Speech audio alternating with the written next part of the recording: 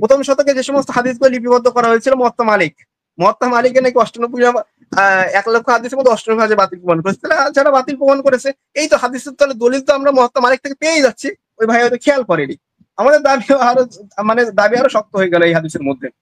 প্রথমত এই যে আবু হানিফা, শাফি, মালিক, তারপরে এই সমস্ত ব্যক্তিরা নাকি অনেকগুলো দল হাদিস নিয়ে বিভক্ত করেছে। আসলে ভাই হাদিস নিয়ে বিভক্ত করেছে না কোরআন নিয়ে বিভক্ত করেছে, এটার কি আপনার সঠিক প্রমাণ আছে? সঠিক প্রমাণ না থাকলে আপনি কেন হাদিসের উপরে বেলেম করলেন? আমি তো আপনাদেরকে একই কথা বলতে পারি, এই যে জাভেদ জাদেমি, মোহাম্মদ শেখ, এই সজল হোসেন, এই এক একটা দলের অনুসারী, এই যে আক্কাস আলী, একজনের মতের সঙ্গে আরেকজনের মতে মানে 180 ডিগ্রি অ্যাঙ্গেলে বিপরীত আছে। তাহলে এনারাও কি বিভিন্ন মত তৈরি করেছে? তাহলে এরা বিভিন্ন মত হাদিস বাদ দিয়ে কি থেকে তৈরি করলো? যদি বলেন হাদিস বিভিন্ন দলমত তৈরি করেছে, তাহলে আমরা স্পষ্ট দেখতে পাচ্ছি পবিত্র যারা কোরআনে অনুসারী বলে দাবি করে তাদের মধ্যে হাজারো দলমত সৃষ্টি হয়ে গেছে। তাহলে হাজারো দলমত হাদিস দিয়ে সৃষ্টি হয় না, এটা সৃষ্টি হয় কি দিয়ে আপনারা বলেন? যদি কোরআন দিয়েও আমরা বলি সৃষ্টি হয় না, কারণ এটা সৃষ্টি হয় মানুষের বুঝ দ্বারা, মানুষের চিন্তা দ্বারা। এই জন্য কোরআন বা হাদিসের উপরে এই সমস্ত অভিযোগ করা কখনো ঠিক হবে না। যারা হাদিস মানে তাদের ভেতরে অসংখ্য দল মত তৈরি হয়ে গেছে। আসলে এক ভাই এখানে সব থেকে মানে মজার কথা যে মুমিনদের মৃত্যু, কাফেরদের মৃত্যু শাস্তি নিয়ে করছি। আসলে ভাই সূরা আনফালের 50 নম্বর আয়াত থেকে মৃত্যু কোন শব্দের অনুবাদ হাদিস ছাড়া আপনারা অনুবাদই করতে পারবেন না। বলেন মৃত্যু কোন শব্দের অনুবাদ একটা আমাকে দেখিয়ে দেবেন সূরা আনফালে 50 নম্বর আয়াতে। তাহলে আমাদের তো দাবি তো হয়ে যাচ্ছে সূরা আনফালে 50 নম্বর আয়াতে মৃত্যু শব্দটাই খুঁজে দেখান আমাদের। তৃতীয়ত হাদিসে নাকি মোহাম্মদ সাল্লাল্লাহু আলাইহি ওয়াসাল্লামকে অপমান করা হয়েছে। আরে হাদিসে মোহাম্মদ সাল্লাল্লাহু আলাইহি ওয়াসাল্লাম অপমান করা হয়েছে, হাদিসগুলো দেন, আমরা সেই হাদিসগুলো নিয়ে আপনাদের সঙ্গে না সে নাস্তিকদের সঙ্গে আলোচনা করি, ডিবেট করি, খ্রিস্টান মিশনারিদের সঙ্গে ডিবেট করি। আসলে সেই সমস্ত হাদিসগুলো দেন, ওর পুঙ্খানুপুঙ্খ জবাব আমরা দেখিয়ে দিচ্ছি। বুঝছিস? তারপরে একজন বলছে খিলাফত টিকিয়ে রাখার জন্য নাকি হাদিস লিপিবদ্ধ করা হয়েছে। আসলে খিলাফত টিকিয়ে রাখার জন্য হাদিস লিপিবদ্ধ করা হয়েছে, এগুলো একটা মানে কি বলবো, কোনো প্রমাণ ছাড়া মিথ্যে কথা যারা হাদিসের উপরে চালিয়ে দেওয়া হয়েছে। আপনারা রেফারেন্স দিচ্ছেন না, রেফারেন্স ছাড়া আবার কথা বলছেন। আবার বলছেন যে মুআবিয়া রাদিয়াল্লাহু তাআলা থেকে হাদিস লিপিবদ্ধ করা শুরু হয়ে গেছে। তারপরে মুআবিয়া রাদিয়াল্লাহু তাআলা থেকে হাদিস লিপিবদ্ধ করা নাকি শুরু হয়ে গেছে। আরে মুআবিয়া রাদিয়াল্লাহু তাআলা থেকে হাদিস লিপিবদ্ধ করা শুরু হয়েছে, এটা যদি রেফারেন্স আর কোট হয়, তাহলে আমাদের তো আরো দাবি আর স্ট্রং প্রমাণিত হচ্ছে হাদিস মুহাম্মদ সাল্লাল্লাহু আলাইহি ওয়াসাল্লাম সাহাবীদের সময়কাল থেকে লিপিবদ্ধ করা হয়েছে। তাহলে আপনারা কেন বলেন হাদিস লিপিবদ্ধ করা আজ থেকে 200 বছর 300 বছর পরে হয়েছে? তাহলে মুহাম্মদ সাল্লাল্লাহু আলাইহি ওয়াসাল্লাম সাহাবীদের থেকে হয়েছে, এটা তো আরো শক্ত প্রমাণ হয়ে গেল। এক ভাই বারবার বলছিল যে আহলে বাইত থেকে কোন হাদিস এসছে, সেই হাদিসগুলো আমাদেরকে নাকি বলতে হবে। আচ্ছা, একটা হাদিস নাকি চেয়েছিলেন উনি, আমি দেখিয়ে দিচ্ছি। হুসাইন রাদিয়াল্লাহু তাআলা থেকে বর্ণিত সহিহ বুখারীর 2089 নম্বর হাদিস হুসাইন রাদিয়াল্লাহু তাআলা থেকে বর্ণিত আছে। সহিহ বুখারীর 2089 নম্বর হাদিস হুসাইন রাদিয়াল্লাহু তাআলা থেকে বর্ণিত আছে। নাকি সহিহ বুখারীর মধ্যে বা কুতুবে সিত্তার হাদিসের মধ্যে নাকি আহলে বাইতের হাদিস খুঁজে পায় না। আসলে পড়া ঘাটতি থাকলে যেটা হয় আর কি। এইবার বলছি যে এখানে সূরা নিসা 16 নম্বর আয়াত নিয়ে অনেকগুলো অভিযোগ করেছে।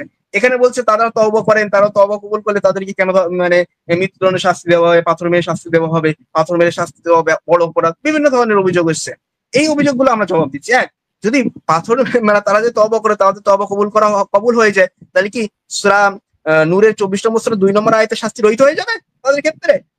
তাদের নূরের 2 নম্বর আয়াতে শাস্তি বাস্তবায়ন হবে তাদের ক্ষেত্রে।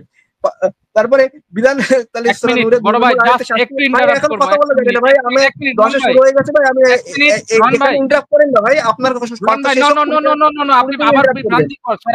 বিভ্রান্তি ছড়াবেন।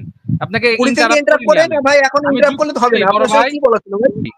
আপনাকে যুক্ত করি, ভাই। ঠিক আছে, আপনাকে আমি লস টাইম দিব, একটু অপেক্ষা করেন। না আমাকে তাহলে আরো 5 মিনিট দিতে হবে না। আপনি খুব কি বলে এটাকে, তাহলে এখানে তো হচ্ছে না।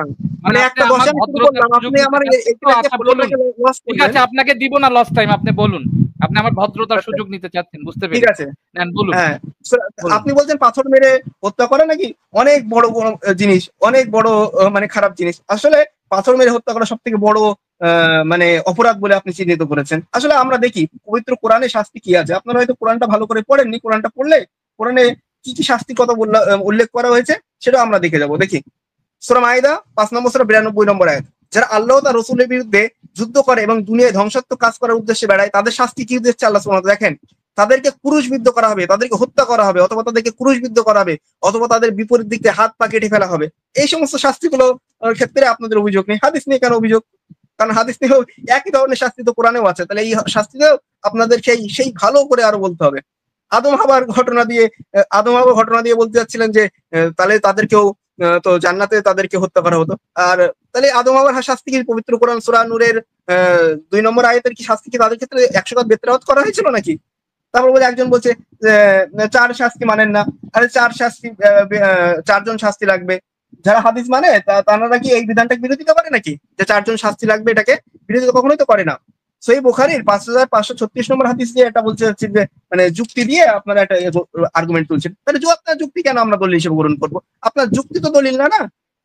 তারপরে সূরা আরাফের সূরা আরাফের 32 নম্বর আয়াত দিয়ে বলছেন যে আল্লাহ মানে হারাম করবে, রাসূল হারাম করার অধিকার নেই। আমরা একই কথা বলি, রাসূল সাল্লাল্লাহু আলাইহি ওয়াসাল্লাম নিজে থেকে কোনো জিনিস হারাম করতেন না। যেটা হারাম করতেন হাদিস শাস্ত্রগুলো ওহী, এটা আমরা স্পষ্টভাবে বলি। কারণ হাদিস শাস্ত্রগুলো ওহী হয়েছে বলেই তো আমরা স্পষ্টভাবে বলতে পারছি, সেই জিনিসগুলো আমরা মানছি।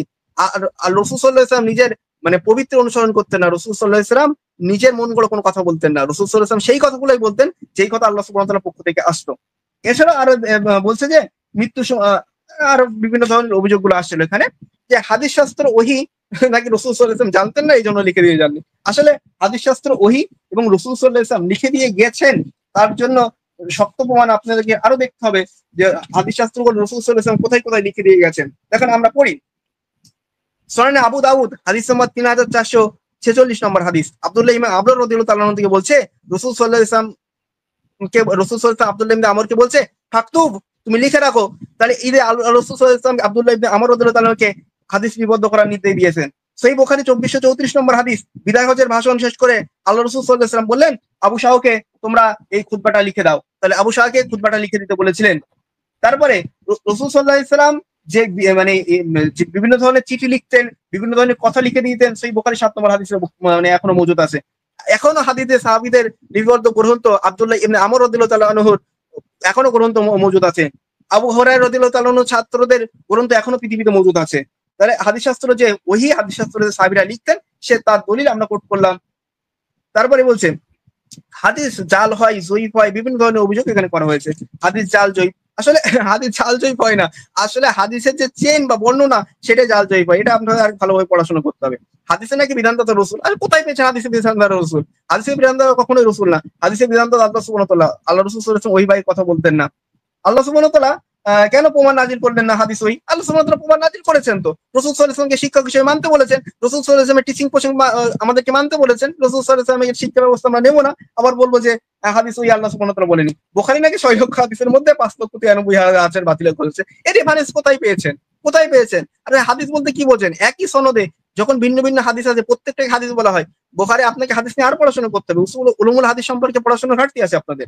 বুখারী 6000 বুখারী আরেকটা বই আছে যে রফুল আইদাইন বলে, তারপরে হচ্ছে কিনা বুখারীর অসংখ্য বোঝায় জুজুল কিরা জুজুল রফুল আইদাইন, ওখানে বুখারী রফুল আইদাইন সম্পর্কে 100 কাছাকাছি হাদিস নিয়ে এসেছেন। কিন্তু বুখারীতে রফুল আইদাইনের হাদিস কটা আছে? 4 থেকে 5টা আছে। তাহলে রাসূল বুখারী কি আর হাদিস জানতেন না, না আপনাদের বোঝার ভুল সেটা একটু দেখতে হবে। বুখারী হাদিস জানতেন, কিন্তু হাদিসগুলোর মধ্যে হাদিসের চেন বা সনদগুলো অনেকগুলো হয়। অনেকগুলো সনদে মতনটা যেটা হয়, মতন বা মূল টেক্সট, এই মূল টেক্সটটা মানে বুখারী রাহিমাহুল্লাহ তিনি তার গ্রন্থে অল্প কিছু নিয়ে এসেছেন, কিন্তু চেন 6 লক্ষ তিনি জানতেন, মতন 6 লক্ষ না। এই জিনিসটা আগে খেয়াল রাখতে হবে। আবার বলছেন যে কোরআন ছাড়া যা লিখে দিয়ে গেছে মুছে দাও, কোরআন ছাড়া যা লিখে দিয়ে গেছে মুছে দাও।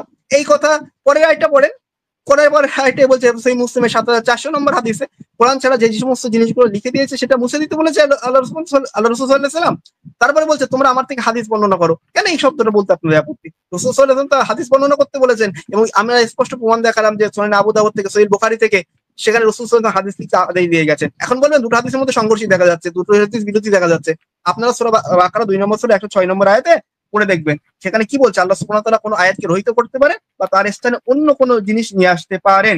একটা ব্যক্তি বলছে, একজন ভাই বললো যে লা ইলাহা ইল্লাল্লাহ পর্যন্ত না তাদের সঙ্গে যুদ্ধ করো, এটা নাকি পবিত্র কোরআনের সঙ্গে সাংঘর্ষিক। আসলে আপনার ভাই কোরআনই পড়েনি। কোরআনের সূরা তাওবার 5 নম্বর আয়াতে আল্লাহ সুবহানাহু ওয়া তাআলা কি বলছে দেখেন, সূরা তাওবার 5 নম্বর আয়াত, এখানে বলছে অতঃপর নিষিদ্ধ মাসগুলো মানে লাস্ট আয়াতটা, তাদেরকে ছেড়ে দাও, তারা যদি সালাত কায়েম করে যাকাত দেয় তাদেরকে ছেড়ে দাও। এখানে আল্লাহ সুবহানাহু ওয়া তাআলা, আমরা ভালো করে পড়ে আয়াতটা, অতঃপর নিষিদ্ধ মাসগুলো অনুসরণ অতিবাহিত হয়ে গেলে মুশরিকদের যেখানে বা হত্যা করো এবং তাদেরকে বন্দী করে রাখো এবং তাদের অবরোধ করবে এবং প্রত্যেকটা হাড়িতে উৎপীড়িত থাকবে, কিন্তু তারা যদি তওবা করে সালাত কায়েম করে যাকাত দেয় তাদেরকে ছেড়ে দাও। এই হাদিসের সঙ্গে এই আয়াতের সঙ্গে কোথায় পেয়েছেন? সজীব ভাই একটু আমি ভাইকে একটু থামাই।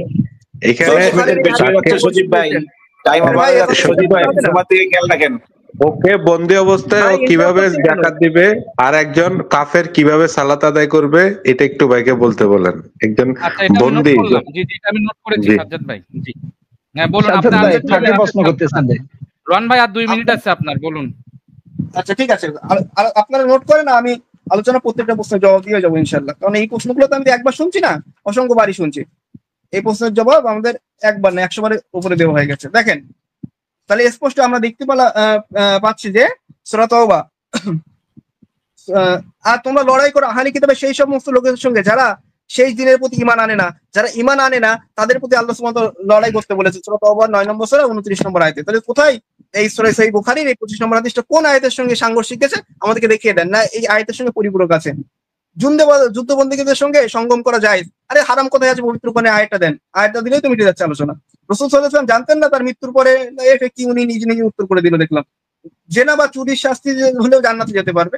আসলে ভাই, জেনা বা চুরির শাস্তি হলে জান্নাতে যেতে পারবে না কোরআনের কোন আয়াতে আছে সেই আয়াতটা দেখান। যে ব্যক্তি ঈমান আনবে তারপরে জেনা ব্যভিচার করবে, তো সে ব্যক্তি মানে ঈমান মানে জান্নাতে যেতে পারবে না। সে ব্যক্তি তওবা করে তাহলে সে ব্যক্তি জান্নাতে যেতে পারবে না। পবিত্র কোরআনে কোথায় আছে একটা আয়াতটা আমাদেরকে দেখিয়ে দেবেন, আমরা স্পষ্ট পরবর্তীকালে আরো জবাব দেব।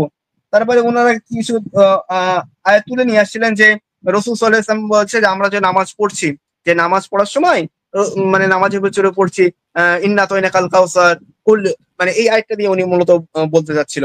তাহলে ইন্না আতাইনাকাল কাউসার, আমি তোমাকে কাউসার দান করেছি। আসলে নামাজ পড়ার সময় মুসলিমরা কি পড়ে?